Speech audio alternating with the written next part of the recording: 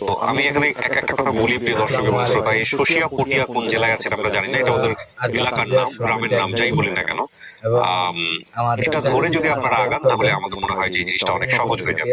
আর তো আমার নানুর বাড়ি তো মানে মেইন রোড ছিল, অনেক বড় বাজার ছিল নানুর বাড়ির পাশে, অনেক বড় বাজারটা ছিল, স্কুল কলেজ এগুলা ছিল। আর তারপর ওইখান থেকে একটা কাঁচা রাস্তা আছে, ওইখান দিয়ে আমরা নামতাম।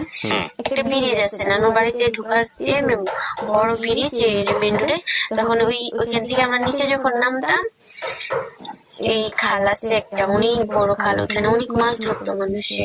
আপনি যে জায়গাটায় আছেন, যে আপনি রাগ করে যে বাসায় নিয়ে এসছে, সে বাসার সাথে রাগারাগি হয়েছে, কোন একটা কথা কাটাকাটি হয়েছে, হ্যাঁ, আমাকে একটা থাপ্পড় মারছিল। রাগ করে আপনি ছাদে উঠে গেছেন। হ্যাঁ, তারপর কি হয়েছে? ছিল তো ওইখান থেকে মানে বিকেলে উঠছি তো সন্ধ্যা হয়ে গেছে, আজান দিচ্ছে, তখন ওইখানে উপরে একটা মহিলা থাকে, তখন আমাকে বলছে যে তুমি